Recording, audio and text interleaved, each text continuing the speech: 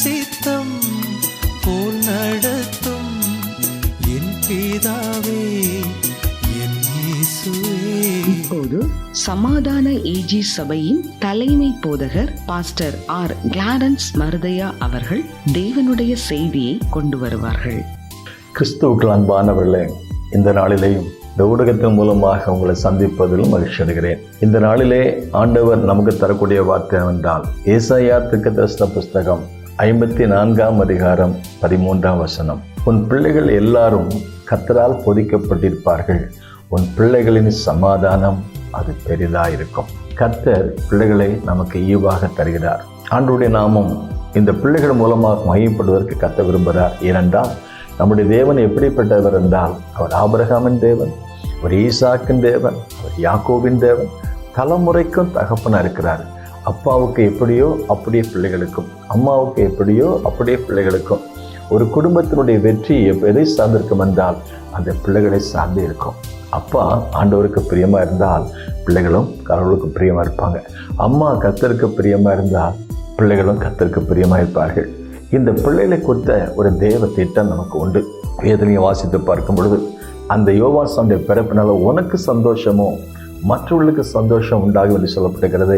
அவன் தாயின் வயிற்றில் இருக்கும் பொழுதே அவன் பரிசுத்த ஆவியினால் நிரப்பப்பட்டிருப்பான் என்று வாசித்து பார்க்கிறோம்.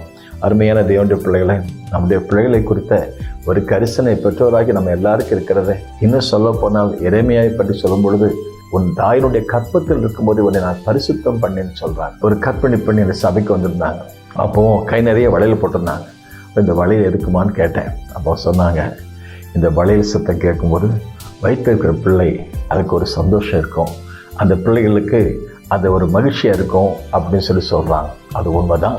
கையில் போட்டிருக்கிற வளையல் இன்னும் ஆவிக்குரிய பெற்றோர் இல்லை மற்றவர்கள் டாக்டர் என்ன சொல்லணும்னா, ஒரு குழந்தை கருவில் இருக்கும்போதே வீட்டில் நல்ல ஜெபம் பண்ணுங்கன்னு சொல்லுவாங்க.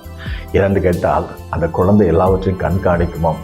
வீட்டில் அந்த தாயினுடைய கருவிலே அந்த குழந்தை இருக்கும்போதே வீட்டில் பாட்டு சத்தம், வீட்டில் ஜெப சத்தம், வீட்டில் ஆராதனை சத்தம், இப்படிப்பட்ட நல்ல சத்தங்கள் கேட்கும்போது அந்த குழந்தை ஒருவேளை தாயினுடைய கருவிலிருந்து வெளியே வந்து வீட்டு சூழ்நிலை வரும்போதும் அந்த பழக்கம் அதுக்கு ஒரு வித்தியாசமாக தெரியாதான்.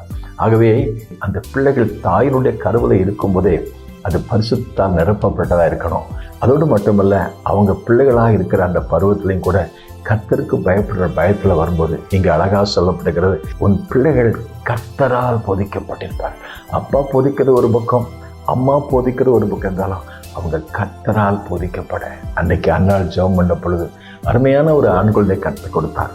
சாமுவேல் என்று பேர் வைத்து கொண்டு போய் தேவ சபையிலும் கொண்டு விட்டாங்களே. அந்த சின்ன சாமுவேல் சிறு வயதிலே கர்த்தரை குறித்த அந்த கேள்வி, கர்த்தாவே சொல்லும் அடியேன் கேட்கிறேன் என்று சொல்லக்கூடிய அந்த தெய்வ சத்தம் கேட்கக்கூடிய ஒரு பிள்ளையாக மாறினான். இன்றைக்கு அருமையான பெற்றோரே, நம்முடைய பிள்ளைகள் தெய்வ சத்தம் கேட்கிற பிள்ளைகளாக, தெய்வ சித்தம் செய்கிற பிள்ளைகளாக, நம்ம பிள்ளைகள் கர்த்தரால் போதிக்கப்பட்டிருக்கிற பிள்ளைகளாக அப்போ இருக்கும் பொழுது ஒரு தாய்க்கும் ஒரு தகப்பனுக்கு ஒரு சந்தோஷம் என்னன்னா, என் பிள்ளைகள் சத்தியத்தில் நடக்கிற சந்தோஷத்தை பார்க்கலாம், எனக்கு வேற சந்தோஷம் இல்லை. ஆகவே இந்த நிகழ்ச்சியை கவனிக்கிற அருமையான தேவனுடைய பிள்ளைகளை, இது பரீட்சையின் காலம், இது விடுமுறையின் காலம். நம்முடைய பிள்ளைகள் இந்த நாட்களில் கர்த்தரால் போதிக்கப்பட்டிருக்க நான் ஜெபிப்போம். நம்முடைய பிள்ளைகள் மூலமாக நமக்கும் நம்முடைய குடும்பத்திற்கும் சபைக்கும் தேசத்திற்கும் ஆசீர்வாதமாக இருக்க கர்த்தர் கிருபை செய்வாராக. May God bless you. உந்தன் சித்தம் போல் நடத்தும் கர்த்தாவே, நீர் நித்தம் என்னை எந்தன் சித்தம் போல வேண்டாம், என் பிதாவே, என் இயேசு